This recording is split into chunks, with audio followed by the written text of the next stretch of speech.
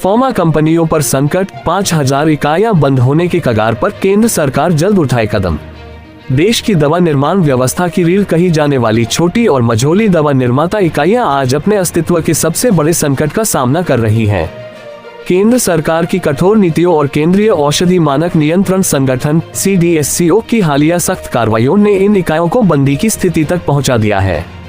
इसी को लेकर joint forum of pharmaceutical MSME ने केंद्रीय स्वास्थ्य मंत्री JP नड्डा को विस्तृत ज्ञापन भेजकर तत्काल हस्तक्षेप की मांग की है।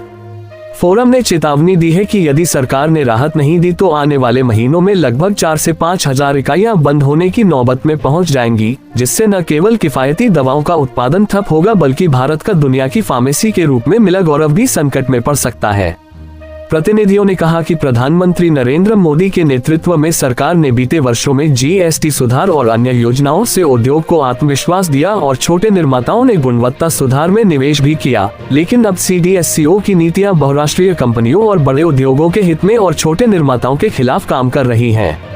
सबसे गंभीर समस्या 1 जनवरी 2026 से लागू होने वाले रिवाइज्ड शेड्यूल M मानकों को लेकर है, जिनका पालन भारी निवेश किए बिना संभव नहीं है और मौजूदा कर्ज बोझ में डूबी इकाइयां इसे वहन नहीं कर सकती। इसलिए मांग की गई है कि 50 करोड़ रुपए से कम वार्षिक टर्नओवर वाली इकाइयों को कम से कम 1 अप्रैल 2027 तक मोहलत दी जाए। फोरम ने भेदभाव का जड़ा आरोप। फोरम ने ये भी आरोप लगाया है कि रिस्क बेस्ड इंस्पेक्शन में भेदभावपूर्ण रवैया अपनाया जा रहा है, जहां छोटे उद्योगों को सिलेक्टिव तरीके से निशाना बनाया जाता है, जबकि बड़ी कंपनियों की ओर से अमेरिका और अन्य देशों में हर महीने दवाओं की रिकॉल रिपोर्ट आने के बावजूद उनके खिलाफ कठोर कार्रवाई नहीं होती। एक और बड़ा संकट बायो इक्विवेलेंस अध्ययन को लेकर है, जिसे दशकों से प्रमाणित दवाओं पर भी अनिवार्य कर दिया है और जिसकी लागत प्रति दवा 25 से 50 लाख रुपए है, जो छोटे उद्योगों के लिए मौत का फरमान है। एक मंच पर आए 21 एसोसिएशन।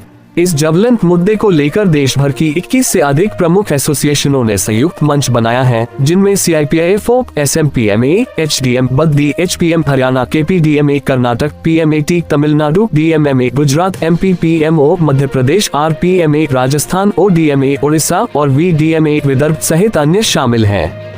फार्मा सेक्टर के अस्तित्व के लिए केंद्र सरकार जल्द उठाए कदम। हिमाचल दवा निर्माता संघ के प्रवक्ता संजय शर्मा ने कहा कि सस्ती और गुणवत्तापूर्ण दवाओं की उपलब्धता सुनिश्चित करना हमारी जिम्मेदारी है, किंतु इसके लिए केंद्र सरकार का सहयोग और कम से कम 10 वर्षों का स्पष्ट रोडमैप आवश्यक है, क्योंकि नियमों को इतना कठोर बनाकर छोटे उद्योगों को समाप्त करना देश के स्वास्थ्य तंत्र और आने वाली पीढ़ियों दोनों के लिए घातक होगा।